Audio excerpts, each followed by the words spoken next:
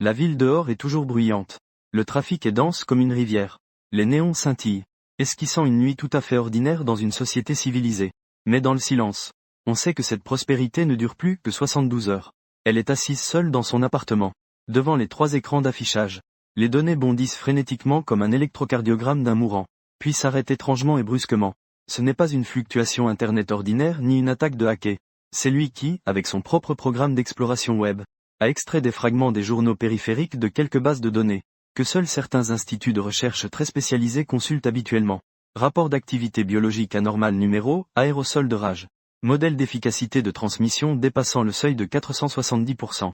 20 est le laboratoire de biosécurité de niveau 3. Le protocole d'isolement physique d'urgence est déclenché. Les communications sont interrompues. Des foyers mondiaux d'errance incontrôlée apparaissent, la censure de l'information est en place. Des fragments d'information, chiffrés 1 à 1, se sont ensuite échappés à cause d'un effondrement du système. Il les a forcés à reconstituer avec son propre algorithme. La conclusion est comme un poignard froid posé sur sa gorge. Ce n'est pas une guerre, ni une catastrophe naturelle. C'est un virus. Un virus capable de se propager rapidement par l'air, qui transforme en très peu de temps la personne en un monstre ne connaissant que la morsure et la transmission. Une colère furieuse et une sueur froide inondèrent instantanément son dos. Il n'hésita pas une seconde, comme s'il avait été entraîné des milliers de fois. Ses mains filèrent sur le clavier. D'abord, effacer toutes les traces. Le programme d'araignée détruisit tout l'historique de navigation lié. Le fichier téléchargé fut réécrit et supprimé plusieurs fois. Même les logs du routeur furent vidés. Il ne pouvait laisser aucune piste susceptible de lui causer du tort. Informer les autorités. Cette idée traversa son esprit. Puis il la rejeta aussitôt. Le temps manque. Les preuves sont insuffisantes. Le plus probable serait d'être pris pour un fou, ou d'être accueilli par l'apocalypse en étant mis en quarantaine. Il prit une profonde inspiration. Se força à se calmer. La raison doit rester purement rationnelle. Il ouvrit un plan d'urgence marqué. La version finale du document chiffré. Ce n'était pas une plaisanterie. C'était son guide de survie final, préparé à partir de divers scénarios catastrophes. Le dernier manuel de survie. 72 heures. Il n'avait que 72 heures. La liste des actions apparut clairement dans son esprit. Confirmer la base finale, compter et transférer tous les fonds disponibles. Acheter les fournitures de survie essentielles. Atteindre la base. Installation préliminaire terminée. Il se leva et alla à la fenêtre. Jeta un dernier regard à cette fausse prospérité en bas. Les lumières brillaient toujours. Mais il semblait déjà entendre. 72 heures plus tard. Les hurlements d'enfer s'éleveraient de cette terre. Il n'y a pas de temps pour la peur. Il n'y a pas de temps pour la tristesse. Il tira les rideaux, se coupant de ce monde sur le point de mourir. Le compte à rebours commence. Au lever du jour. Le silence était déjà au pied des immeubles inachevés de Bechon International. La brume matinale flottait. Ces bâtiments censés devenir un nouveau symbole de la périphérie urbaine ressemblaient à des ossements d'un monstre géant. Froid et silencieux, ils s'étendaient au sol. La structure en béton armé nu pointait vers un ciel gris et brumeux. Les filets verts déchirés flottaient au vent, racontant la désolation oubliée. Mais aux yeux de silence, cet expert en évaluation de sécurité des bâtiments. C'était le parfait embryon de forteresse pour l'apocalypse. C'est ici. Il murmura. Ses yeux brillaient d'un éclat de calme. Son esprit tournait à pleine vitesse, évaluant chaque avantage de l'endroit. Structure solide et complexe. Le cadre principal est déjà achevé. Il est fait en béton armé solide, assez pour résister à un impact ordinaire.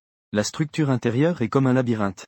De nombreuses pièces et des passages complexes facilitent la mise en place de lignes de défense et de pièges, rendant aussi la progression des envahisseurs très difficile. Sa position géographique est avantageuse. Situé à la périphérie de la ville, il ne perd pas la densité comme au centre-ville. Destiné à être terrifiant. Et il n'est pas trop loin du cercle des ressources de la ville. Pratique pour la collecte initiale de matériaux. Discrétion et sortie, entrée. Le projet est en suspens depuis des années. Les environs sont peu habités, couverts de mauvaises herbes. Cela offre déjà une cachette naturelle. Plus importante encore, il a étudié les plans à l'avance. Savait qu'il y avait non seulement des sorties conventionnelles, mais aussi plusieurs passages cachés et voies de fret. Restés ouverts après les travaux, non totalement scellés. Ressources non répertoriées. D'après des informations internes éparses qu'il a obtenues, le niveau de la nappe phréatique est peu profond dans cette zone. Il est très probable qu'il existe des points d'infiltration ou des couches d'eau souterraines peu profondes, non indiquées sur les plans officiels. C'est une source d'eau inestimable.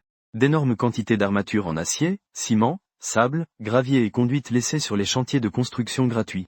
Même ces planches d'échafaudage et coffrages abandonnés sont des matériaux précieux pour fabriquer des outils de renforcement et de défense à l'avenir. Confirmation du site.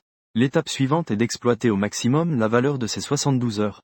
Il prend la voiture et part, commençant un achat frénétique. Premier arrêt, la banque. Il encaisse tous ses dépôts à terme et à vue. ainsi que tous ses produits financiers, en les rachetant ou en les mettant en gage, les échangeant contre une épaisse pile d'argent liquide. Le crédit à l'ère numérique ne vaut rien dans l'apocalypse. Seuls les objets tangibles et l'argent dur ont de la valeur. Puis il se déplace comme un fantôme. À travers la ville, dans les grands marchés spécialisés et les supermarchés entrepôts peu fréquentés. Sa liste d'achats est très ciblée, entièrement axée sur les besoins essentiels de survie à long terme dans la clandestinité. L'eau et la filtration. De grands réservoirs d'eau pliables, faciles à transporter, plusieurs marques d'eau minérale à haute capacité, des systèmes professionnels d'extérieur et de filtration d'eau, y compris pompes préfiltrantes et cartouches filtrantes, ainsi qu'une grande quantité de poches d'eau et de tuyaux pour boire. L'alimentation mise sur la longue conservation et l'énergie. Du riz et de la farine en sac de 50 kg. Diverses céréales sous vide. Des légumineuses. Des biscuits compressés militaires. Il a acheté 10 caisses pleines de viande en grande quantité. Conserves de poisson. Ainsi que des compléments vitaminiques et des assaisonnements de base comme le sel et le sucre. Médecine et hygiène. C'est son principal poste d'achat. Il a presque vidé le stock d'une petite boutique de matériel médical. Un ensemble complet d'instruments chirurgicaux. Aiguilles et fils de suture. Anesthésiques. Antibiotiques. Surtout des antibiotiques à large spectre. Anti-inflammatoires. Antalgiques. Bandes de compression, pansements et gaz. Bétadine et alcool. De plus, une grande quantité de produits d'hygiène personnelle. Dentifrice et brosse à dents. Papier toilette. Produits d'hygiène féminine. En tenant compte des possibles membres féminins. Désinfectants. Sacs poubelles. Énergie et outils. Génératrice à essence silencieuse et puissante. 2 machines, plusieurs dizaines de bidons. Essence de la plus haute qualité stockée hermétiquement. Plusieurs ensembles de panneaux solaires de grande capacité avec batteries associées. Onduleurs et contrôleurs. Côté outils. De la hache. Du marteau, du pied de biche à la boîte à outils complète. Câbles en acier. Différents modèles de vis. Boulons d'expansion en quantité suffisante. Il a même acheté plusieurs rouleaux de fil de fer barbelés. Matériaux spéciaux. Le compartiment de brouillage du signal sert à isoler la fuite de signal de pièces spécifiques. Épais rideaux occultants. Des drones pour la reconnaissance et plusieurs télescopes à fort grossissement. Des talkies-walkies et assez de batteries pour plusieurs années. Semences et bases. Il a acheté des légumes à longue conservation. Des graines de légumes à croissance rapide. Comme les pommes de terre. Les radis. La laitue ainsi qu'un petit nombre d'outils de base pour la culture et du terreau nutritif. Le processus d'achat est tendu mais ordonné. Il essaie de disperser les achats en différents endroits. Pour éviter d'attirer l'attention. Il paye presque tout en espèces. Et ne paye par carte que lorsque c'est nécessaire. Son expression reste toujours calme. Mais à chaque scannage du paiement. À chaque fois qu'il charge les lourds matériaux dans le chariot. C'est comme une course silencieuse contre le temps. Le transport est un énorme défi. Il loue un camion discret mais de grande capacité. Les matériaux sont triés et emballés dans des cartons. Il travaille seul, transportant ses piles de matériel comme une fourmi. Chargeant carton après carton dans la remorque du camion. La sueur imbibe rapidement ses vêtements. Les muscles endoloris et tremblants à cause d'un effort excessif. Mais il n'ose pas s'arrêter. Remplissant un camion. Il prend immédiatement la route vers Béchun International. Il ne passe pas par la porte principale, mais contourne selon sa mémoire l'arrière du projet. Une route de terre autrefois utilisée par les engins, maintenant envahie par les mauvaises herbes. Il approche autant que possible le camion. Choisit le bâtiment central comme quartier général. Le véritable défi commence alors. Comment transporter ces tonnes de matériaux? Seul, sans aide, vers cet immeuble brut sans ascenseur. Il choisit un appartement au 3e étage. Ni trop haut ni trop bas. Évitant les menaces directes des zombies au sol. Et ne rendant pas trop difficile l'approvisionnement en eau. Après la coupure d'eau et d'électricité, il utilise la corde brute et les poulies laissées sur le chantier, pour fabriquer le système de levage vertical le plus simple. Il lisse d'abord un peu à la fois les charges légères, résistantes au choc, comme des vêtements, du papier toilette, bien attachés avec des cordes. Pour les objets lourds comme le générateur, les seaux d'eau, riz et farine, il doit les porter sur ses épaules, marchant lentement sur les escaliers poussiéreux et jonchés de débris, avançant péniblement vers le haut. Chaque pas est extrêmement lourd. Sa respiration est comme un vieux soufflet. Ses mollets tremblent intensément à cause de l'effort continu. La sueur embrouillait ses yeux. Il s'essuya à la hâte. Et continua du jour jusqu'à la nuit profonde. La remorque du camion était vidée encore et encore. Puis remplie une fois de plus avec de nouvelles fournitures. Les lumières de la ville restaient allumées. Parfois, un véhicule passait. Sans que personne ne fasse attention. À cet homme fou occupé dans le bâtiment inachevé. Quand le dernier bidon d'essence fut péniblement transporté dans la chambre au 3e étage. Le silence, presque épuisé, s'appuya contre le mur froid en béton. Dehors, c'était la dernière nuit blanche de la ville. Et au milieu de ces ruines, une forteresse de survie avait déjà été établie. Une fondation initiale et aussi la plus solide. Il restait moins de 48 heures. Les fournitures furent initialement stockées. Mais le lourd poids sur son cœur silencieux ne s'était pas allégé. L'ossature de la forteresse était là. Mais il manquait l'âme. manquant l'élément clé pour assurer une survie à long terme. Des connaissances professionnelles et une main-d'œuvre fiable.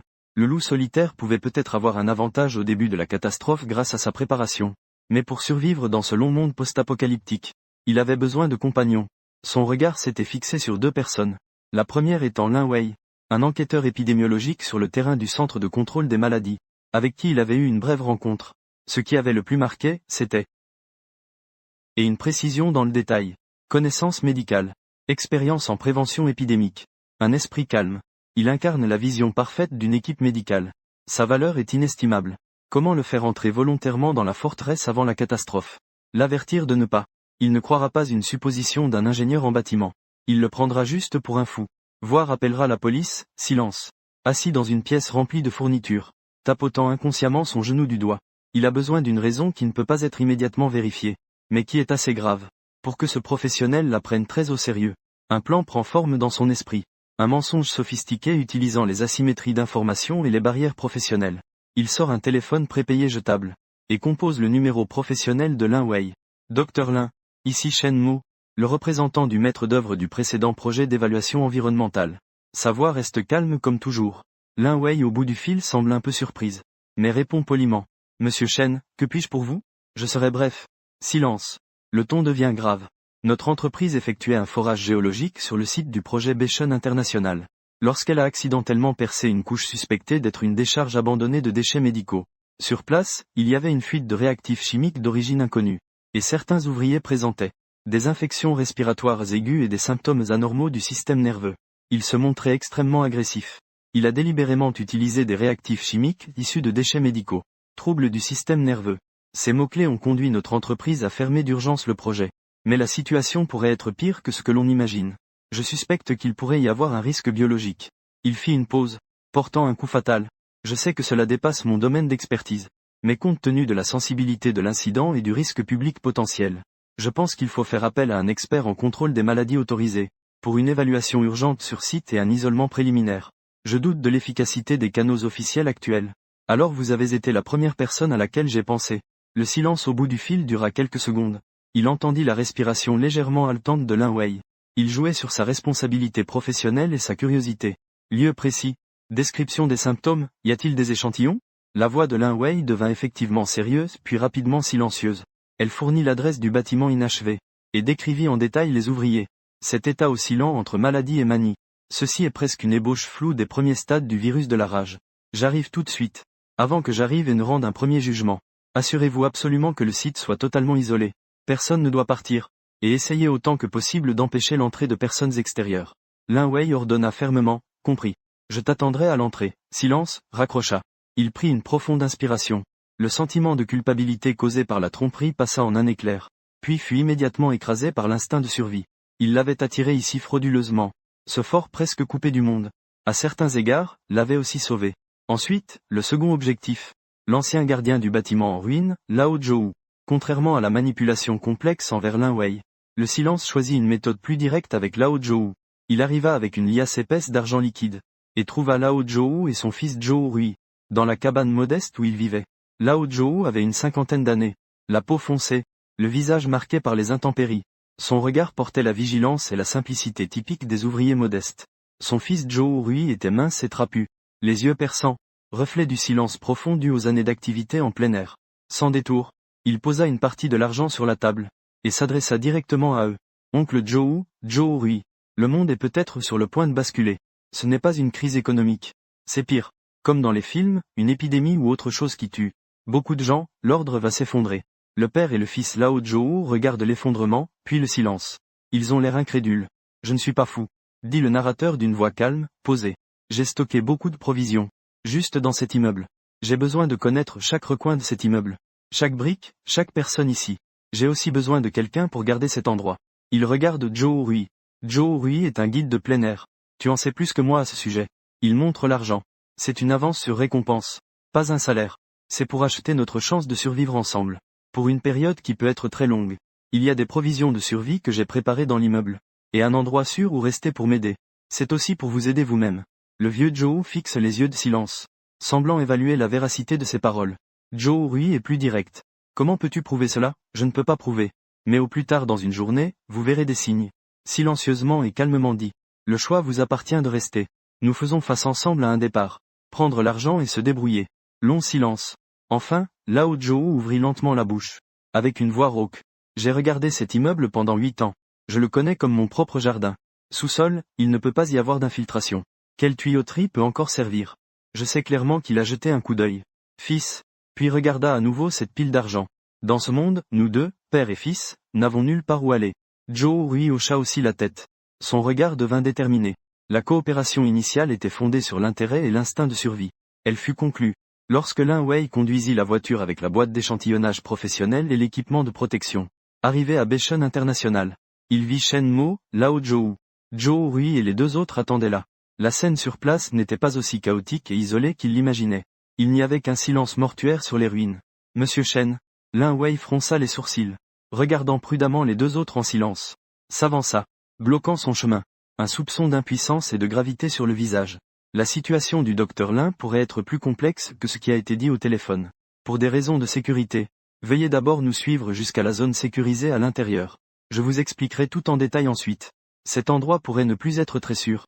Il a profité du dernier avantage d'information. Avant que Lin Wei ne comprenne entièrement les bouleversements du monde extérieur. Pour l'amener dans la zone centrale du bâtiment inachevé. Lorsque la lourde porte renforcée temporairement en fer se referma lentement derrière lui. Lin Wei commença alors à entrevoir. Qu'il n'était peut-être pas seulement entré sur un simple lieu d'accident. Le processus pour tromper Lin Wei et le faire entrer au 3e étage n'a pas été facile. Il aperçut une anomalie avec acuité. Pas de contamination comme imaginé. Pas d'ouvriers malades sur place. Seulement des stocks entassés à la montagne et 3 hommes. Au regard compliqué, silencieux. Qu'est-ce que vous mijotez? Quel est cet endroit? La voix de Lin Wei portait une colère contenue et une pointe d'inquiétude. Il serra instinctivement sa bombe de défense personnelle qu'il portait avec lui. Silence. Sachez que le mensonge s'arrête ici. Il fit signe à Lao Zhou d'allumer cette vieille télévision en noir et blanc. Puis demanda à Zhou Rui d'ajuster une radio pleine de parasites. Docteur Lin. Je suis désolé d'avoir utilisé cette méthode. De vous avoir fait venir ici. La voix silencieuse était anormalement calme. Pointe vers la télévision et la radio. Mais regarde et écoute d'abord. L'écran de cette télévision est presque entièrement couvert de neige. Les rares chaînes disponibles. Soit des barres de couleurs éblouissantes. Soit des présentateurs confus. Au visage paniqué. Rapportant des émeutes massives et des actes de violence extrême. Le fond de l'image montre des voitures en feu et une foule en désordre. Le signal est extrêmement instable. Et disparaît très rapidement. Plongeant dans un silence total. La radio est encore plus chaotique. Mélange de voix de détresse sur différentes fréquences. Des cris. Des hurlements incompréhensibles. Ainsi que des diffusions officielles répétées entrecoupées. Ce n'est pas un exercice. Tous les citoyens doivent immédiatement chercher un abri solide. Verrouillez portes et fenêtres. Éloignez-vous des foules. Ne faites pas confiance aux personnes manifestant un comportement agressif. Elles sont extrêmement dangereuses. La colère sur le visage de Lin Wei est peu à peu remplacée par la stupeur et la peur. C'est un expert en contrôle des maladies, ayant une sensibilité innée aux crises sanitaires majeures. Les fragments d'information devant lui pointent vers une conclusion qu'il ne veut pas croire, mais qu'il ne peut nier. C'est sa voix. Un peu tremblante. Le virus de la rage se propage par l'air, avec une courte période d'incubation.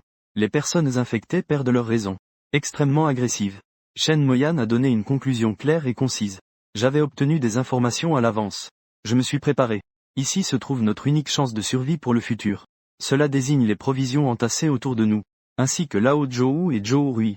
Lao Zhou est le gardien ici. Il connaît bien l'environnement. Zhou Rui est expert en extérieur. Responsable de la sécurité et de la reconnaissance. Et toi, Docteur Lin? Tes connaissances médicales et ton expérience en épidémiologie sont la clé de notre survie. Lin Wei s'appuya contre le mur froid en situation critique. Digérant l'effroyable information. Sa colère d'avoir été trompé persistait encore.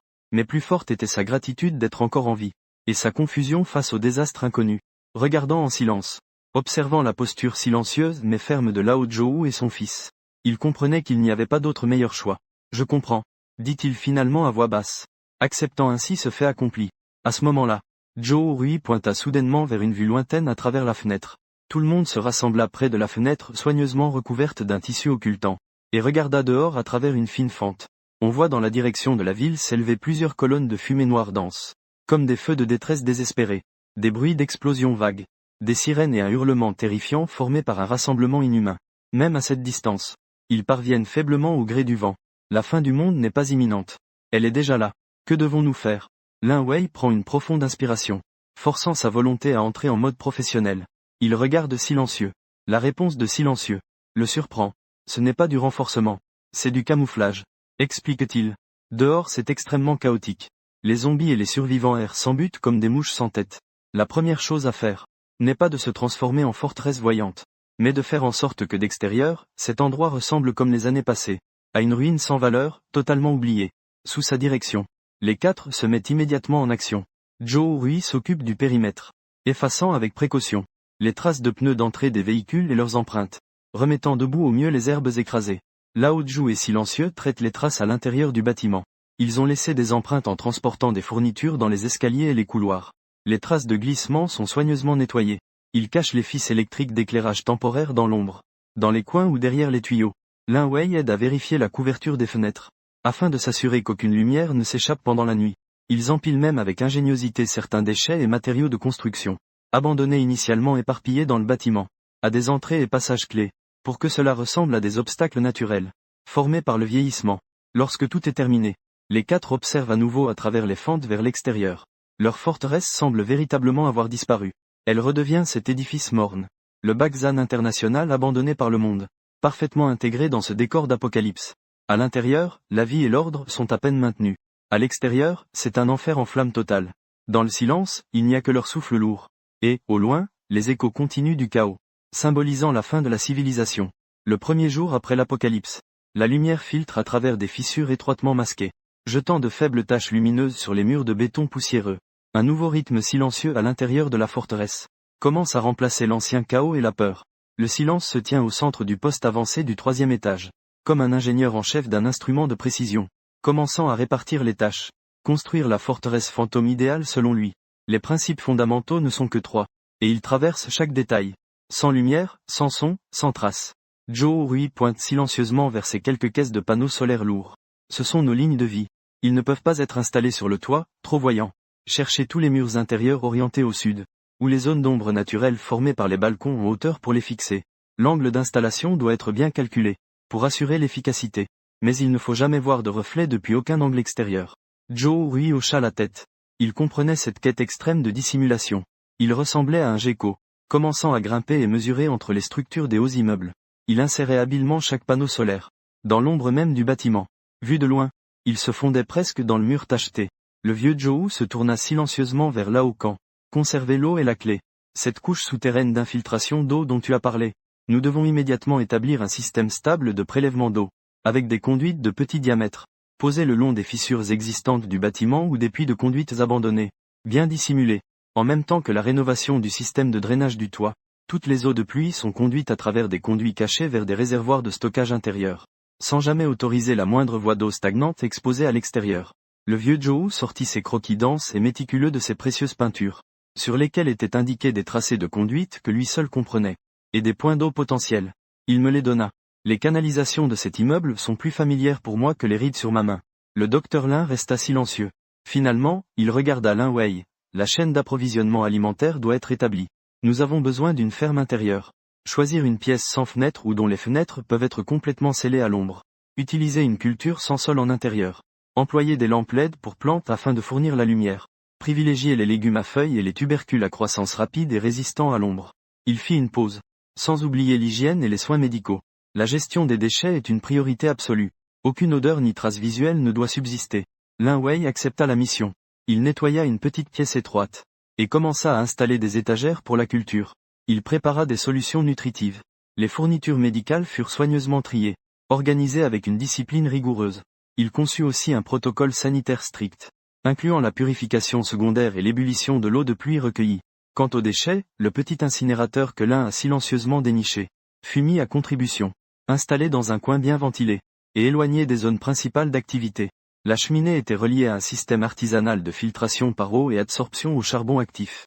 Chaque fumée produite par la combustion passait ainsi par plusieurs étapes de purification.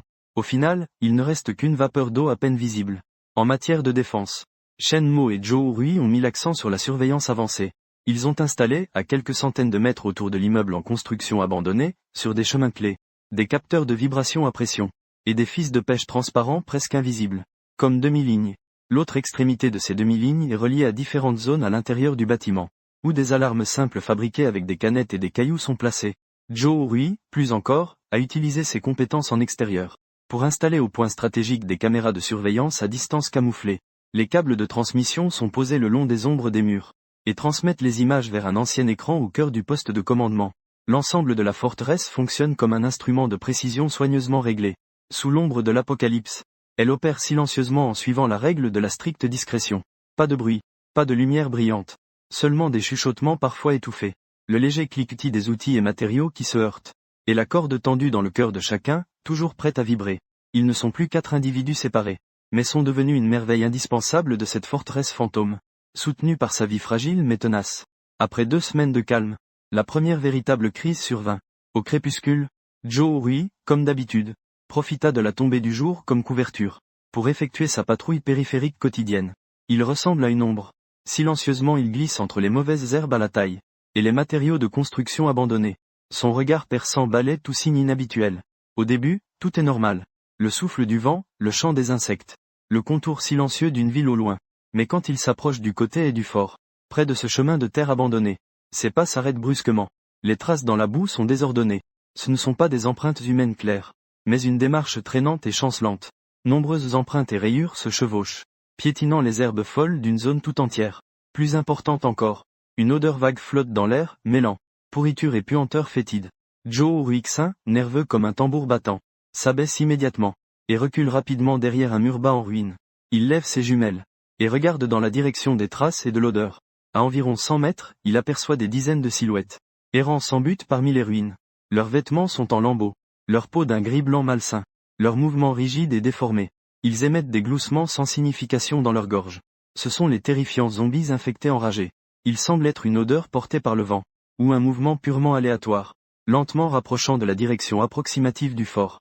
Joe Ruili utilise immédiatement sa radio portable, pour lancer une alerte au sein du poste avec un code secret minimaliste préétabli. L'atmosphère à l'intérieur de la base se fige instantanément. Silencieusement, on marche rapidement vers l'écran de surveillance, changeant les images des caméras déployées par Joe Rui. Bientôt, il capture ces silhouettes titubantes à la périphérie, environ 30 à 40 en nombre. Leur vitesse de déplacement est lente, mais ils avancent directement vers nous. Que faire? Attirer leur attention délibérément. La voix de Joe Rui se fait entendre dans la radio, avec une pointe de meurtrière détermination. Ne pas faire de bruit. Rejeter immédiatement cette idée. Le bruit des armes à feu ou tout grand vacarme dévoilerait notre position, et pourrait attirer encore plus d'ennemis. Ils ne font que errer. Ils ne remarqueront peut-être pas l'entrée soigneusement camouflée que nous avons préparée. Activer la défense silencieuse de niveau 1. Tout le monde prend position conformément au plan. Sans ordre. Aucun son ne doit être émis. Aucune lumière ne doit s'échapper. L'ordre est exécuté rapidement. Lin Wei, un peu nerveux, emmène Xiaoya se cacher dans la pièce renforcée la plus intérieure. Le vieux Zhou a vérifié le renforcement de toutes les portes et fenêtres. Silence et Zhou Rui étaient postés à un point d'observation pouvant voir l'entrée principale et la direction de la horde de morts-vivants. Ils retenaient leur souffle, concentrés. La meute s'approchait de plus en plus. Cette odeur nauséabonde de putréfaction flottait même à travers les fissures. Leurs globes oculaires troubles tournaient dans le vide. Des bras rigides grattaient parfois les véhicules abandonnés et les murs au bord de la route, produisant des bruits stridents. Quelques zombies frôlaient presque leur entrée déguisée, et passaient, avec des visages gris et décomposés, à seulement quelques centimètres de la couverture. Les 4 personnes à l'intérieur du point de ralliement arrêtèrent presque de respirer. Le bruit de leurs battements de cœur résonnait comme un tambour dans le silence. Heureusement, la dissimulation de l'entrée avait réussi. Parmi la perception simple des zombies basée sur les sons et l'odeur des vivants, qui étaient rigoureusement isolés, cet endroit restait une ruine totalement inanimée. La meute ressemblait à un ruisseau trouble, s'écoulant lentement autour des fortifications, et continuant à errer vers une direction inconnue, jusqu'à ce que la silhouette du dernier zombie disparaisse derrière les décombres au loin. Ils poussèrent alors un long soupir de soulagement. La sueur froide avait déjà trempé leurs vêtements. Ils n'avaient pas entendu la voix de Li Wei, qui tremblait avec une pointe de peur. Cette fois, c'est la chance. Son expression silencieuse est encore plus grave. Mais cela révèle aussi nos problèmes. La défense dépend entièrement de la dissimulation et d'une alerte préalable. Il manque des moyens actifs pour disperser ou retarder. Si la prochaine fois la meute de lions est plus grande, ou si elle tombe justement sur notre point de camouflage, il s'avance vers la fenêtre, regardant dans la direction où la meute s'éloigne. Là, un désordre piétiné reste visible. Notre défense présente encore des failles. Il faut absolument la renforcer davantage. Surtout en renforçant les barrières physiques aux passages principaux et aux points d'intrusion potentiels. La puissance de la dissimulation a subi pour la première fois un choc de réalité, même si elle n'a pas été renversée. L'odeur de putréfaction qui flottait dans l'air et les silhouettes chancelantes ont sans aucun doute sonné une lourde alarme dans le cœur de chacun. La tension provoquée par la marée de cadavres n'était pas encore complètement retombée. Le fort entra dans un silence plus profond dans les jours suivants. Telle une coquille effarouchée se fermant étroitement. Le silence et Joe Rui faisaient des heures supplémentaires, ajoutant plus d'obstacles physiques et des dispositifs d'alarme improvisés, sur plusieurs voies potentielles principales d'intrusion. Pourtant, le destin semble ne pas vouloir permettre à ce fort fantôme de rester toujours caché. C'était un après-midi. Joe Rui était à l'étage du poste, surveillant le périmètre à travers un trou d'observation camouflé. Soudain, un mouvement irrégulier apparut sur le bord de sa vision dans les herbes, différent du vent qui souffle, et différent aussi de la lenteur des zombies. Il leva immédiatement ses jumelles, ajusta la mise au point. Ses pupilles se contractèrent soudainement. Ce n'est pas un seul, mais une grande horde de zombies, un nombre bien supérieur à la dernière fois. Comme des hyènes sentant l'odeur du sang, ils se dirigent vers l'immeuble en construction abandonné. Ils semblaient attirés par quelque chose. Ils avancent plus vite que d'habitude. Les silhouettes grises s'agitent entre les mauvaises herbes et les ruines, formant une vague grise étouffante. Un grand flot de morts-vivants est à 500 mètres à l'est, à une vitesse anormale. La voix de Joe Rui parvient par radio, avec une urgence sans précédent. La base passe immédiatement en état d'alerte maximale. Un silence lourd s'abat sur son cœur. Une horde de cette ampleur et vitesse, si elle attaque frontalement, même si l'entrée est bien camouflée, il est difficile d'éviter qu'elle soit percée par hasard par le grand nombre de zombies. À ce moment critique, sur le bord du champ de vision des jumelles de Joe Rui, près du flanc avant de la horde, une silhouette frêle surgit brusquement d'un tas de matériaux abandonnés, rampant et roulant en avant à toute vitesse. C'était une fille. Elle semblait avoir environ 12 ou 13 ans. Ses vêtements étaient en lambeaux, le visage et les bras couverts d'échymoses et de boue. Il courait en titubant, visiblement épuisé. Mais l'instinct de survie le poussait à avancer désespérément. Et derrière lui, quelques zombies plus rapides avaient déjà quitté le repère principal. Il rugissait en le poursuivant. Un enfant vivant, Joe Rui, criait presque. Il avait été repéré par quelques zombies au bord de la horde. Il courait vers nous. Cette nouvelle éclata dans la base comme une bombe. Lin Wei fut le premier à l'annoncer. L'instinct de soignant lui interdisait de rester impuissant face à la mort, surtout s'il s'agissait d'un enfant à sauver. La voix de Lao Zhou était tout aussi catégorique, chargée de réalisme et d'usure des anciens. Dès qu'il est entré, notre position a été totalement compromise. La horde suivait derrière. Pour lui seul, nous quatre risquions de tous y passer. Le cœur silencieux était serré par une main invisible. Li Xin sonnait l'alarme frénétiquement. L'intervention signifiait un risque énorme. Les pleurs et les luttes de la fille, même son souffle, celui d'une personne en vie, pouvaient devenir une lumière guidant la horde. Se cacher, la règle suprême pour laquelle ils étaient prêts à tout sacrifier. Il fera faillite complètement à cet instant. Mais son regard à travers le Judas voit cette fille courir, jetant un regard en arrière aux zombies qui se rapprochent. Ce regard désespéré et effrayé transperce comme une aiguille la coque rationnelle qu'il a construite autour de lui. Il voit aussi les yeux anxieux et déterminés de Lin Wei. Voit Joe Rui serrer fermement les lèvres, attendant un ordre avec une expression solennelle. Ne pas les sauver pourrait leur permettre, par chance, d'échapper encore une fois à la horde de morts. Mais comment affronter ensuite les tortures de leur conscience? Ce qui maintient l'équipe en vie, au-delà de la simple survie. Devrait-il y avoir autre chose? Le temps ne lui permet pas de trop réfléchir. La fille n'est qu'à moins de 100 mètres de l'entrée où il se cache. Et quelques zombies sont plus proches d'elle. Dans un silence soudain, il inspire profondément. Sa voix rauque, mais porte une décision sans appel. Joe Rui exécute une secours silencieux. Je te couvre. Utilise une arme silencieuse pour éliminer rapidement ces derniers. Avant qu'ils n'attirent plus d'attention, fais-le entrer. L'entrée ne doit absolument pas être découverte par les forces principales de la horde. C'est un pari. Parier la sécurité de toute la forteresse pour une vie insignifiante. Et leur humanité encore intacte. Il comprend que Joe Rui n'hésite pas une seconde. Tel un guépard, il trace sa voie depuis le passage caché prévu vers le refuge. L'arbalète à la main. Une arme choisie pour le silence est déjà armée. Il profite de la couverture des ruines pour s'approcher rapidement en silence. À un point d'observation, il utilise un pistolet équipé d'un silencieux. L'un des rares objets interdits. Il vise les deux zombies les plus proches qui poursuivent. Deux légers bruits étouffés retentissent, puf puf. Les deux zombies tombent alors à terre. Joe Rui en profite pour bondir en avant d'un grand pas. Au moment où la fille allait être attaquée par un autre zombie, il lui couvre la bouche et la saisit à la taille. Ignorant ses faibles luttes, il se précipite vers cette entrée habilement camouflée à la vitesse maximale. Le panneau à l'entrée est rapidement tiré puis refermé, faisant un léger bruit. Presque simultanément, la masse principale des zombies déferle comme un flot trouble, engloutissant l'endroit où ils étaient juste avant. Les zombies, attirés par les compagnons tombés et les odeurs restantes, errent et hurlent sur place, agités, mais ont perdu leur cible précise. Le poste est plongé dans un silence mortel. Seuls les sanglots étouffés de la fille après le traumatisme, et la respiration lourde de 4 adultes comme un soufflet, se font entendre. La cachette est terminée. La fille secourue et recroquevillée dans un coin. Lin Wei la soigne soigneusement, et lui fait boire de l'eau tiède. Elle s'appelle Xiaoya. 13 ans. Elle vient de quelques kilomètres plus loin. Un poste de survivants établi autour d'un petit supermarché. Ils sont tous morts. La voix de Xiaoya tremble entre pleurs et une immense peur. Ces gens conduisaient des voitures, portaient des armes, tuaient à vue, ont volé toutes les choses. Oncle Wang s'est sacrifié pour me couvrir. Elle n'a plus pu continuer. Son corps tremblait violemment. Un homme dit lentement. Xiaoya nous a raconté. Lin Wei la calma doucement dans son cœur. Mais une sombre prémonition l'envahissait. Le chef de leur groupe avait un tatouage sur le bras, comme un léopard. Xiaoya décrivait par bribes. Ils étaient très féroces. Ils avaient des armes à feu. Ils disaient que ce territoire allait désormais appartenir à Baoge. Qui n'obéit pas est un idiot. Baoge, le groupe armé de pillards. Chaque mot résonnait comme un coup de marteau sur un cœur silencieux. La pire crainte s'était réalisée. Le fort n'était pas seulement exposé par le sauvetage de Xiaoya. Il avait aussi attiré un groupe organisé, armé, et manifestement cruel, prenant plaisir au pillage et à la violence. Le repère de Xiaoya a été détruit. C'est une preuve sanglante. Savent-ils cet endroit? Demanda lentement avec une voix basse à Xiaoya. Un hochement de tête effrayé. Je fuyais quand j'ai entendu quelqu'un crier. Il y a un grand immeuble inachevé là-bas. Il doit y avoir du gibier gras. Ils sont peut-être déjà en route. Le dernier espoir s'est évanoui. Le fort n'est plus un fantôme caché. Il est devenu une cible potentielle sur la carte des pilleurs. Une proie prête à être dépecée. La pièce sombra dans un silence mortel. Le visage de vieux Zhou était livide. Lin Wei serra légèrement le bras de Xiaoya. Le poing de Zhou Rui était devenu blanc.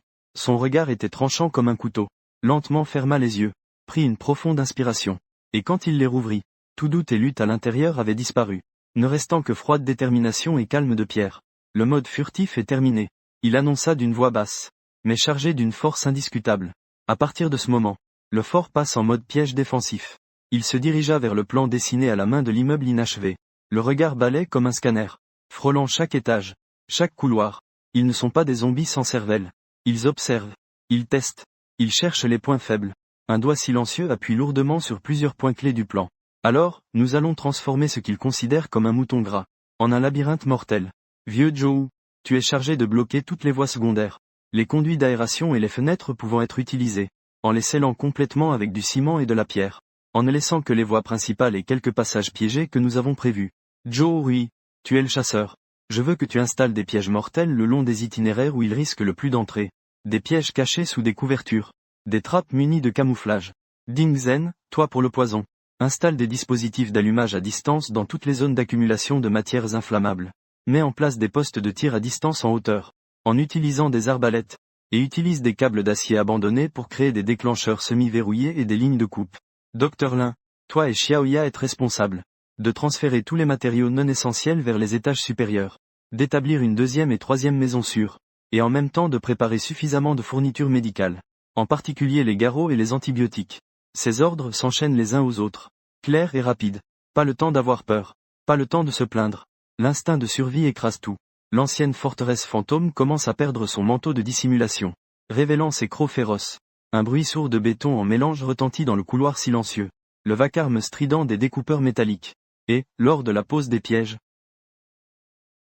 la lumière du soleil filtre à travers les fissures, illuminant la poussière flottante dans l'air, et éclaire chacun d'eux. Leur visage mêlant tension, détermination et une pointe de fatigue. Ils savent que la survie pacifique est finie. Ce qui suit sera un combat cruel, à mort. Le silence se tient à la fenêtre, regardant le monde encore mort à l'extérieur, comme s'il pouvait sentir la menace invisible.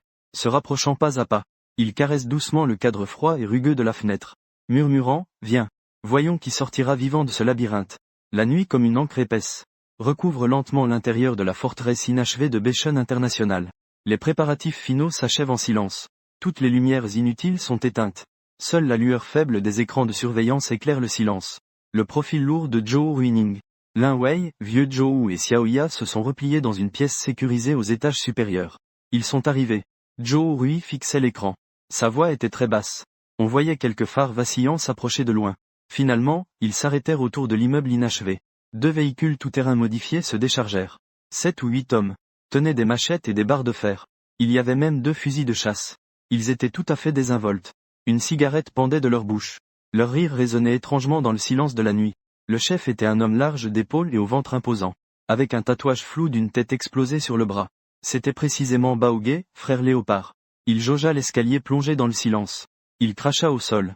Putain, je croyais à un gros coup. Mais ce n'est qu'un vieux bâtiment pourri. Les gars, fouillez partout.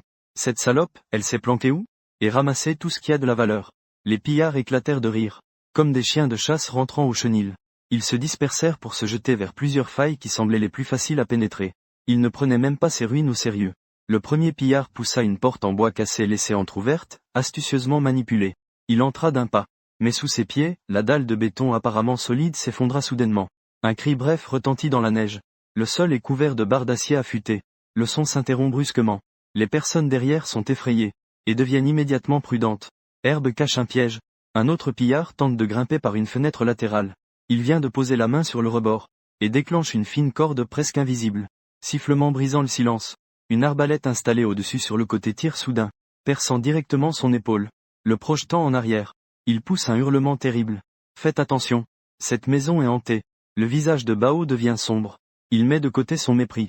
Il se rassemble avec plus de prudence. Choisissant un large escalier qui semble être la voie principale. Ils explorent vers le haut. Des débris sont éparpillés sur les marches. Ils les repoussent prudemment avec des bâtons. Soudain, ils marchent sur une plaque de pression cachée sous des détritus. Clic, sur les murs des deux côtés sont fixées. De lourdes planches en bois couvertes de pointes acérées. Elles claquent brutalement comme des guillotines. Les deux personnes au centre n'ont même pas le temps de réagir. Elles sont instantanément écrasées au milieu.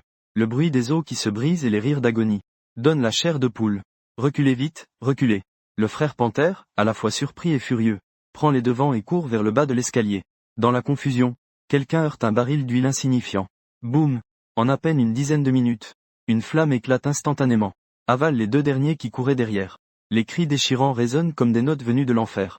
Les trois restants, y compris le frère Panthère, se précipitent, roulant et rampant, jusqu'à un hall relativement dégagé au rez-de-chaussée. Dos à dos, ils se tiennent. Effrayés, balayant les alentours avec leurs lampes de poche. Haletants, comme des oiseaux effarouchés. Ils ont perdu 5 des 8 membres, sans même avoir vu l'ombre de l'adversaire. Dans l'obscurité, Joe Rui est tel un véritable fantôme, se mouvant silencieusement entre les piliers porteurs et les décombres. Il serre fermement son arbalète dans sa main. Le regard glacial. Il verrouille une cible. Un pilleur légèrement séparé du groupe par la peur. Le carreau fend l'air, s'enfonçant précisément dans la nuque de la personne, qui s'effondre au sol sans un seul son. Qui va sortir? Viens devant moi. Baogué et son dernier homme se sont complètement effondrés, brandissant follement leurs machettes dans l'obscurité, pressant la détente du fusil de chasse. Le coup de feu a résonné dans le bâtiment vide. Un fracas assourdissant. Mais ce tir sans but ne fit qu'exposer leur position, et épuiser leur dernier courage. Joe Rui ne leur donna pas de seconde chance. Il apparut de l'ombre en hauteur. La corde de l'arbalète fut tendue de nouveau, visant la dernière flèche, qui transperça la poitrine de l'homme. Au premier étage, il ne restait qu'un bras blessé, et une atmosphère de ténèbres omniprésentes et de mort. L'unité qu'il avait menée avait été anéantie. Le combat était terminé. Sans cris, sans lutte acharnée, seulement le bruit mortel des pièges déclenchés, et la chasse silencieuse de Joe Rui. Le silence retomba. Le bâtiment était plus sombre qu'avant, encore plus étouffant. Le soleil traversa de nouveau les fissures, illuminant la forteresse imprégnée de poudre, de sang et d'odeur de brûlé. Le paysage du premier étage était à couper le souffle. Le silence, et Joe Rui portant masque et gants, commençait à nettoyer silencieusement le champ de bataille, traîner chaque corps tordu vers le lieu prévu, préparer le traitement centralisé. 2 fusils de chasse ont été saisis, dont un était à court de munitions, quelques machettes, des bâtons ainsi qu'une petite quantité de nourriture et de cigarettes pillées sur eux. La consommation est plus importante que prévu. Silencieusement, ils comptent les pertes des pièges. Les trous pièges et les dispositifs de déclenchement doivent être reconstruits. Une partie de l'essence et des dispositifs d'explosion a été récupérée. Beaucoup ont été utilisés.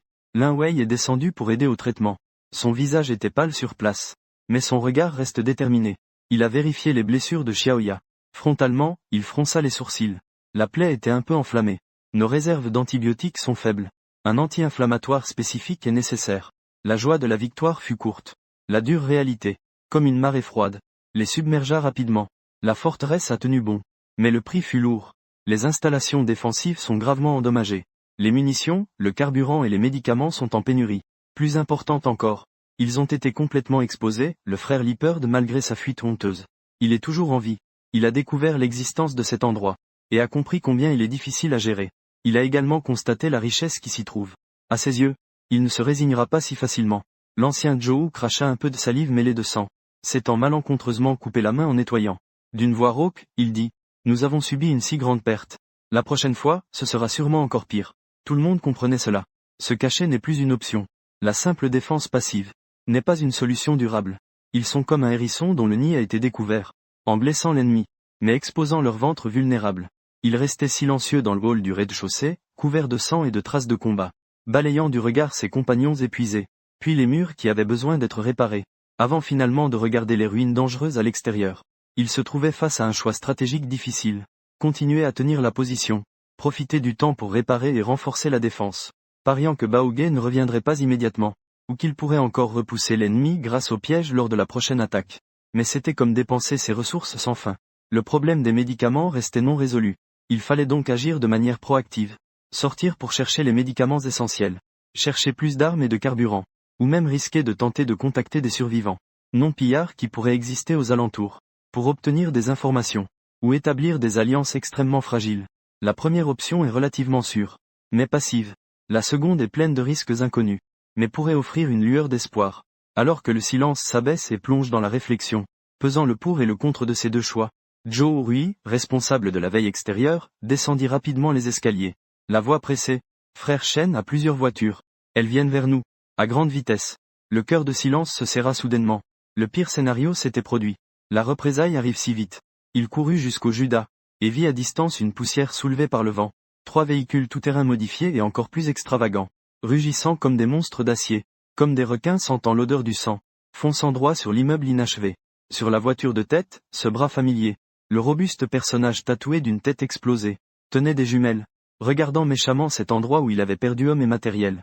Baogué, le chef principal, sortait en force avec toute sa troupe. La bataille sanglante qui vient de se terminer n'est que le prélude cruel à cette lutte pour la survie. Le narrateur inspire profondément. Tout doute et toute hésitation sont écrasés par cette crise imminente. Il se retourne, face à ses compagnons, le regard aussi tranchant qu'un couteau. Sa voix est ferme et catégorique. Il n'y a plus de temps pour hésiter. Préparez-vous à affronter l'ennemi. Cette fois, il s'agit de se battre jusqu'à la mort. Le rugissement du moteur s'approche de loin en proche, comme le cri d'une bête sauvage, brisant l'air mort autour du bâtiment abandonné. 3 véhicules tout-terrain lourdement modifiés sont équipés de grilles d'acier acérées soudées. Leurs pneus sont énormes et robustes, imposant une présence brutale. Ils freinent vivement en éventail autour de la forteresse, soulevant une poussière persistante. Les portières claquent violemment. Plus d'une dizaine de silhouettes sautent dehors, tout à fait différentes des éclaireurs dispersés de la dernière fois. Ces individus sont mieux équipés. Leurs regards sont féroces. Leurs mouvements sont empreints de violence et d'unité. Ce qu'ils tiennent ne sont plus des couteaux ou des bâtons, mais des machettes brillantes, et de lourdes haches de pompiers. Il y avait même 3 ou 4 personnes, tenant des fusils de chasse standard et un vieux fusil. Le chef était justement celui qui avait un tatouage d'explosion de tête sur le bras. Le visage sombre comme s'il pouvait couler de l'eau, Bog. Son bras blessé la dernière fois était simplement bandé et pendu devant sa poitrine. Mais cela n'a en rien diminué sa rage violente. Il tenait un haut-parleur rudimentaire, et hurlait vers le bâtiment abandonné silencieux. Sa voix résonnait dans l'espace vide. Les lâches à l'intérieur, écoutez bien. Je suis frère Bog. Ceux qui ont blessé ma main, et volé ma marchandise, pensent qu'ils seront en sécurité dans ce bâtiment pourri.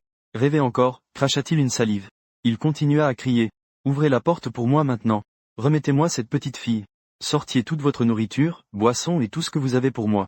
Et ce bâtard qui tire des flèches empoisonnées. Dégagez-vous en vous liant vous-même. Si je suis de bonne humeur, peut-être que je vous laisserai un cadavre intact. Mais si j'entrais en force, il laissa échapper un rire sinistre. Je couperai tous les hommes en morceaux, et les nourrirai aux zombies. Pour les femmes, je vous ferai comprendre ce que c'est que vivre pire que mourir. Le silence régna dans le bâtiment. Les gens observent à travers le trou et surveillent calmement la situation à l'extérieur. Le nombre et le feu ennemi dépassent en effet les estimations précédentes. Ils testent et provoquent. Nous sortons en silence, à voix basse. Le visage sans aucune émotion. Ne réponds pas. Économie d'énergie. Prends ta position de défense prévue. Souviens-toi que notre avantage réside dans le terrain et les pièges, pas dans la puissance de feu frontal. Il n'a pas été énervé par les insultes adverses, ni à montrer un brin d'intention de compromis. Répondre aux provocations est inutile. Cela ne ferait que révéler ses émotions et sa position. Le frère Léopard a crié pendant un long moment, voyant que l'intérieur ne réagit pas. C'est comme hurler dans un abîme. Il n'y a que son propre écho. Il ne peut s'empêcher d'être furieux et honteux. Putain, on offre un verre respectueux et ils prennent le coup de punition. Frère, trouvez-moi. Voyons si ce taudis a des tuyaux d'eau vers l'extérieur, trouvez une source d'eau. Coupez-la moi. Ou cherchez un mur porteur. Voyons si on peut lui ouvrir un passage. Les pillards se dispersèrent immédiatement, commençant à fouiller soigneusement autour du chantier abandonné, frappant les murs avec des bâtons. Ils tentent de trouver le point faible ou l'entrée cachée des conduites, observant silencieusement leurs actions. Le regard glacial. Il avait déjà envisagé cette possibilité. La principale source d'eau vient du sous-sol et de la collecte des eaux de pluie. Difficile à couper depuis l'extérieur. Quant à la structure porteuse, il l'avait aussi évaluée à l'avance. Sauf avec une grande quantité d'explosifs. Il est extrêmement difficile de la détruire en peu de temps. Il ordonna à ses hommes de trouver silence. Adressant ces mots à Joe Rui et le vieux Joe, postés à des endroits clés. Restez vigilants. Soyez attentifs au point où il pourrait tenter une explosion ou une escalade. La plupart de nos cadeaux les attendent encore à l'intérieur du bâtiment. La phase de menace courtoise et solennelle est terminée. Les deux camps savent bien que désormais seul le combat sanglant et violent restera. La recherche des pilleurs ne se passe pas bien. Le design extérieur de cet immeuble inachevé avait déjà tenu compte de la structure. La solidité ajoutée à silence. Leur déguisement et barrage soigneusement préparés au début rendent difficile la détection d'une faille évidente. Tenter de grimper sur les murs extérieurs en béton lisse est encore plus vain. Le temps passe peu à peu. La patience de Baoge s'épuise complètement. Attaquer violemment l'entrée engendre trop de pertes. Il en a fait l'expérience. Couper l'eau et démolir les murs. Cela s'avère difficile à réaliser rapidement. Un sentiment d'agitation et de cruauté. Dans ses yeux, il accumule une colère qu'il ne peut exprimer, n'est-ce pas? Il aime jouer le rôle de la souris, n'est-ce pas? Un sourire cruel apparaît sur son visage. Je vais vous faire sortir, vous faire brûler. Sous ses ordres. Les pillards descendent plusieurs bidons d'essence du camion. Ils commencent à verser le mélange d'essence et de diesel vers quelques ouvertures de fenêtres au bas de l'immeuble en ruine, ainsi que vers ce qu'ils jugent être l'entrée possible. L'odeur forte et âcre de carburant se répand rapidement. Mauvais signe, ils veulent un incendie. En observant depuis les étages supérieurs, le silence change de couleur de visage. C'est l'une des situations qu'il avait envisagées mais qu'il espérait ne jamais voir. Une fois les flammes incontrôlables, non seulement la structure sera endommagée, mais la fumée dense sera une menace mortelle. Ils avaient prévu des moyens d'incendie principalement pour des pièges internes, mais ne sont pas prêts pour un feu de grande ampleur externe. Pas assez préparés. Tout le monde se déplace vers le refuge en hauteur, avec des serviettes mouillées et de l'eau. Shenmue donne l'ordre immédiatement. Sa voix reste calme, mais son débit s'accélère légèrement. Lin Wei saisit rapidement Xiaoya et Lao Zhou, emportant les fournitures d'urgence préparées à l'avance, et se déplace rapidement par les passages internes vers les étages supérieurs. En bas, Baoge riait méchamment en lançant avec force une torche allumée vers la zone où il avait répandu du carburant. Une flambée éclatante s'éleva instantanément, comme un serpent de feu furieux, grimpant le long du mur, léchant avidement tout déchet inflammable, bois et plastique restant. Une épaisse fumée noire s'élevait en tourbillon, cachant une petite partie du ciel. La vague de chaleur brûlante. On pouvait même entendre le crépitement des flammes de haut. Le son du verre chauffé et éclaté résonnait sans fin. La fumée dense commença à s'infiltrer à travers quelques fissures pas totalement scellées, pénétrant à l'intérieur du bâtiment, lentement, mais de manière continue. Il se couvre la bouche et le nez avec des serviettes humides, et rampe en position basse. Dans la pièce sécurisée, Lin Wei donnait des ordres, distribuant de l'eau sur des serviettes à Lao Zhou et Xiaoya. Shenmue et Joe Rui n'évacuaient pas immédiatement. Ils tenaient leur position au point d'observation supérieur proche de l'incendie, surveillant attentivement la progression du feu et les mouvements des pillards en bas. Le feu, manquant de combustible suffisant et durable, brûlait surtout sur les murs extérieurs et les étages inférieurs, sans encore se transformer en un incendie qui engloutirait tout le bâtiment. Mais la fumée épaisse et la chaleur intense représentaient déjà une énorme menace. Et Baoge et les autres étaient armés, postés autour du feu, visiblement prêts à les chasser et tuer dès qu'ils ne pourraient plus supporter la fumée et la chaleur, les forçant à sortir en fuite. On ne peut pas rester là à attendre la mort. Silencieusement, ils regardent en bas. Les silhouettes des pillards oscillant sous la lumière du feu comme des fantômes. Le regard perçant. La fumée va s'épaissir de plus en plus. Nous devons régler rapidement les problèmes en bas, pour avoir une chance d'éteindre l'incendie. La situation est à un point critique. La défense passive ne peut plus suffire. La fumée dense est comme un énorme python noir, qui s'étend sans cesse des étages inférieurs vers le haut. L'air dans le refuge devient aussi chargé et suffocant. Même si le feu n'a pas complètement dévoré le bâtiment, la combustion continue et la chaleur affaiblissent la structure. Plus importante encore, l'oxygène diminue petit à petit. Plus le temps passe, plus cela leur est défavorable. On ne peut plus attendre en silence, effaçant les larmes provoquées par la fumée. La voix, enrouée par la fumée inhalée. Il faut agir de manière proactive. Casser leur commandement, créer le chaos. C'est notre seule chance d'éteindre le feu, ou de profiter du désordre pour évacuer. Joe Rui hocha la tête. Son regard scintillait dans la pénombre, reflétant celui d'un prédateur. Que faire? Silence dessine rapidement un schéma indicatif au sol avec un fusain. Ils ont maintenant toute leur attention à l'avant. Le brasier est la sortie par laquelle nous pourrions fuir. Le frère Léopard dirige sûrement derrière. Nous avons besoin d'une attaque nocturne précise une fois pour toutes. Son plan est audacieux et risqué. L'objectif est clair. L'objectif principal est de tuer ou de gravement blesser les pillards de la colombe. Sans chef, la force de combat sera forcément réduite. L'objectif secondaire est de détruire leur véhicule. couper leur retraite et leur mobilité pour tromper l'ennemi. Joe Rui descend furtivement de l'autre côté du bâtiment en utilisant une corde, pour créer quelques perturbations légères, attirer l'attention de certains pillards. L'attaque principale. Silence lui sort par une autre sortie cachée, non affectée par le feu, profitant de l'obscurité et de la couverture des ruines. Il contournera pour s'approcher de la position arrière où pourrait se trouver le frère Léopard, pour couper la tête. Créer le chaos. Si possible, utiliser une petite quantité d'explosifs confisqués, comme les explosifs argileux trouvés sur les pillards. Provoquer une explosion près des véhicules, pour déclencher un chaos plus grand. C'est trop dangereux. Lin Wei ne peut s'empêcher de s'opposer. Il y a une dizaine d'hommes armés à l'extérieur, restés à l'intérieur. C'est une mort lente. Silence le regarde avec des yeux calmes. Il n'y a aucun doute. C'est notre seule chance. Faites-nous confiance. Le vieux Zhou a silencieusement tendu le fusil de chasse le mieux entretenu qu'il avait saisi. À Shen Mo, puis à Zhou Rui. Quelques flèches d'arbalète empoisonnées. Le plan est soigneusement préparé. Il n'y a plus de retour possible. La nuit est complètement tombée. La lumière du feu en bas éclaire les silhouettes des pillards, qui ressemblent à des fantômes dansant. Ils sont manifestement confiants, un peu relâchés. Certains sont même assis autour d'une voiture à fumer et boire. Le moment est venu. Zhou Rui est comme un tanuki dans la nuit. Il utilise un conduit d'aération désaffecté que Shen Mo avait déjà exploré, et glisse silencieusement derrière l'escalier. Il ramasse quelques pierres, et les jette de toutes ses forces de l'autre côté, loin du feu. Clac, crac. Le son des pierres frappant les décombres est particulièrement clair dans la nuit silencieuse. Il y a du bruit de ce côté. Quelques pillards sont immédiatement attirés. Brandissant leurs armes, ils s'approchent prudemment. Au moment où leur attention est détournée, Shen Mo bouge. Il est comme une ombre, et sort d'une bouche d'aération du sous-sol habilement dissimulée par des débris. Le corps, collé contre le mur froid et rugueux, utilisant chaque ombre, chaque obstacle en direction de la dernière apparition de Baoge dans sa mémoire. En rampant derrière ce 4x4 modifié le plus voyant. Son cœur bat calmement. Sa respiration est à peine audible. Tenant fermement son fusil de chasse, le doigt sur la gâchette. Chaque pas sur le fil entre la vie et la mort. La lame de la contre-attaque est déjà sortie du fourreau. Sa progression silencieuse se passe exceptionnellement bien. L'attention des pillards est largement distraite, par le bruit causé par Zhou Rui et le champ de bataille à l'avant. Il est comme un fantôme fondu dans la nuit, contournant un tas de panneaux préfabriqués abandonnés. Il aperçoit enfin sa cible. Baoge est effectivement derrière ce 4x4.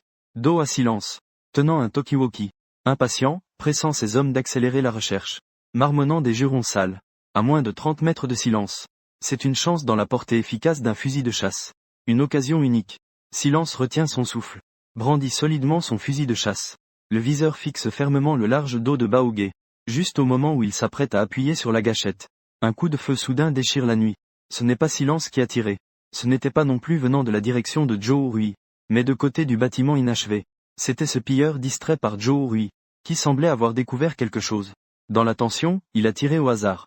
Ce coup de feu était comme jeter de l'eau froide dans une marmite d'huile bouillante, brisant instantanément l'équilibre délicat. Baoge a été alerté par le coup de feu. Il s'est brusquement retourné, et a juste vu dans l'ombre cachée. Silence prêt à tirer. Putain, c'est derrière. Baoge a réagi très vite, en hurlant de colère. Il s'est instinctivement jeté sur le côté, tout en sortant son pistolet de sa ceinture. Silence a pesté en silence, jusqu'à ce que la tentative d'attaque surprise échoue. Il a appuyé sur la gâchette sans hésitation. Le fusil a craché une flamme ardente. D'innombrables billes d'acier ont été projetées en éventail. Baoge a évité la plupart des balles, mais quelques billes ont éraflé son bras et sa cuisse. Le sang a jailli instantanément. La douleur l'a fait grincer des dents. Tuez-le pour moi. Il criait follement. Les pilleurs autour ont été alertés par les coups de feu et les hurlements de Baoge. Ils tournèrent tous leurs armes, et tirèrent en direction de l'endroit où se cachait le silencieux. Les balles sifflaient en frappant le béton, soulevant une pluie d'éclats. Le silencieux fut forcé de se replier derrière un abri. Le chargement du fusil de chasse prenait du temps. Il se retrouva instantanément dans une situation défavorable sous la pression du feu. Pendant ce temps, le coup de feu inattendu et les échanges violents qui s'ensuivirent provoquèrent une réaction en chaîne, comme un lourd caillou lancé dans un lac calme. Au loin, les zombies errants poussés par leur instinct furent fortement attirés par ce grand bruit et la présence d'humains réunis. Dans l'obscurité, d'innombrables yeux gris blanchâtres s'allumèrent, accompagnés de grognements sourds, qui se rapprochaient en formant une vague terrifiante qui donnait des frissons. La meute de lions, initialement dispersée en périphérie, fut complètement alertée, et venait de tous côtés pour soutenir, c'est-à-dire des zombies affluant en masse vers le chantier abandonné. Beaucoup de zombies furent attirés ici. Un des pillards remarqua des cris angoissés et anormaux au loin. La situation devint instantanément incontrôlable. Devant eux, les ennemis silencieux cachés dans l'ombre, Sile et Zhou Rui. Derrière eux, la marée montante de morts-vivants. Les pillards tombèrent dans une panique immense, perdirent leur formation et commencèrent à se replier. Monte dans la voiture, monte vite. Baogué, tenant son bras ensanglanté, hurla à plein poumon. Il vit aussi cette vague grise qui s'approchait comme une marée, en un nombre bien supérieur à ce qu'il imaginait. Mais il était déjà trop tard. Zhou Rui profita du chaos pour attaquer depuis le flanc. Une flèche d'arbalète empoisonnée a transpercé avec précision deux voleurs qui tentaient de courir vers le siège du conducteur. Il était comme un fantôme, changeant constamment de position dans la confusion. Chaque déclenchement de l'arbalète emportait inévitablement un ennemi. Silence saisit aussi l'occasion, utilisant la puissance de dissuasion du fusil de chasse et la panique des voleurs, tirant sans cesse pour perturber et empêcher qu'ils montent facilement dans la voiture. L'avant-garde de la marée de cadavres est déjà comme une inondation déchaînée, percutant les voleurs restants à l'arrière. Les cris, les morsures, le bruit des os qui se brisent remplacèrent instantanément les coups de feu. Ils devinrent la mélodie principale du champ de bataille. Le frère Léo regarda impuissant ses subordonnés se faire engloutir par la meute. Il était terrifié. Traînant sa jambe blessée, il tenta désespérément de grimper dans la voiture la plus proche. Au moment où il tendit la main pour attraper la poignée de la porte, une flèche d'arbalète traversa l'air avec un sifflement perçant, et transperça précisément son arrière-cœur. Les mouvements du frère Léo se figèrent soudainement. Il baissa la tête, incrédule, regardant la flèche ensanglantée qui sortait de sa poitrine. Il ouvrit la bouche, mais ne put émettre aucun son. Son corps vacilla, s'effondrait lourdement au sol. Zhou Rui se relève du toit d'une voiture abandonnée. Ses yeux froids confirment la mort de la cible. Le chef est mort. La meute de Lyon fait pression. Les pillards restants s'effondrent complètement, fuyant dans toutes les directions comme des mouches sans tête. Mais la grande majorité sont rapidement attaqués et submergés par des zombies plus rapides et sans peur. Silence et Zhou Rui ne s'attardent pas au combat. Ils se rejoignent rapidement, utilisant leur connaissance du terrain, avant que la meute ne les encercle, suivant la route de retraite planifiée à l'avance. Comme deux lames affûtées, ils regagnent l'entrée cachée de l'immeuble inachevé. Le lourd panneau se referme avec fracas derrière eux, isolant les scènes infernales extérieures et les sons de mastication à glacer le sang. Dos contre le mur froid, ils respirent tous deux lourdement, leur corps trempé de sueur et du sang des ennemis. À l'extérieur, la destruction totale du gang de pillards, et la horde de morts-vivants attirés par hasard qui errent encore temporairement. La bataille finale s'est achevée dans une violence brutale et chaotique. L'aube se lève à nouveau, projetant une lumière pâle et glaciale sur l'immeuble inachevé du Nord étoilé international. Le tumulte et la violence de la nuit précédente se sont dissipés, ne laissant que des ruines éparpillées, des murs calcinés, des douilles d'obus éparses, et des taches de sang figées, d'un rouge sombre, et ces silhouettes de zombies errant à l'aube, devenant lentement plus lentes, sans but précis, racontaient ensemble le cauchemar qui venait de passer. L'atmosphère à l'intérieur de la forteresse était lourde et fatiguée. Le combat était terminé. Baogué et sa bande de pillards étaient complètement anéantis. Mais le prix de la victoire était tout aussi élevé. Chacun portait une blessure. Un bras silencieux effleuré par une balle perdue lors de la dernière retraite. Zhou Rui avait plusieurs bleus et égratignures. Le vieux Zhou s'était tordu le dos en transportant des fournitures pour renforcer les défenses. Même Lin Wei, à cause de la tension prolongée et de la fumée, avait le visage pâle, avec de lourdes ombres sous les yeux. Le corps de Xiaoya se remettait peu à peu, mais son regard gardait encore la peur. Nettoyer le champ de bataille était la priorité, une épreuve à la fois mentale et physique. Il supportait nausées et gêne, rassemblant dans le bâtiment les corps des pillards, ainsi que ces restes mutilés rongés par les zombies, pour les enterrer dans une fosse profonde, loin du bastion. Aucune cérémonie, aucune parole, seul le bruit sourd de la pelle frappant la terre. Avec les pillards morts, il les enterrait tous ensemble. En ces temps d'apocalypse, la mort est l'ultime égalité. Au total, 17 corps. Zhou Rui s'est essuyé la sueur. Sa voix rauque. Ce chiffre pèse lourdement sur le cœur de chacun. Le retour au camp pour compter les ressources a resserré encore plus les cœurs. Les matériaux pour pièges sont presque épuisés. Plus de la moitié des flèches de l'arbalète ont été perdues. Dans la défense et la dernière confusion, le générateur est presque à plat. Il reste aussi très peu de carburant. En urgence, il organise la boîte médicale. Le front plissé. Il ne reste plus que quelques comprimés d'antibiotiques. Les bandages et le désinfectant sont aussi presque à sec. La blessure de Xiaoya nécessite un meilleur anti-inflammatoire. Sinon elle risque de s'infecter à nouveau. Le fort est tenu. Mais ils ont presque été ramenés à leur état initial. Ou même pire. La menace extérieure est temporairement levée. Mais l'alerte sur les ressources internes retentit brusquement. Après un bref silence. Le silence se brise, sa voix est rauque après la bataille mais étrangement claire. La cachette est terminée. Mais nous sommes encore en vie. Le bâtiment est toujours là. Les gens sont là aussi. Son regard balaye les visages fatigués mais toujours déterminés de ses compagnons. Avant, nous voulions juste nous cacher. Maintenant, on ne peut plus se cacher. Alors, changeons de façon de vivre. Une nouvelle stratégie de survie. Sous la pression de la réalité. Formant rapidement. Ils utilisent des armes récupérées sur les véhicules et les cadavres des pillards. 2 fusils de chasse encore utilisables. Quelques machettes. Une petite quantité de munitions et un peu de matériel non brûlé. Quelques caisses de conserve. Quelques outils renforcent encore la défense du poste avancé. Mais ils ne recherchent plus la discrétion absolue. Ils ont plutôt installé dans les positions clés des avant-postes et des postes d'alerte plus actifs. Le silence et Joe Rui commencent à tenter des sorties actives très prudentes et de petite envergure.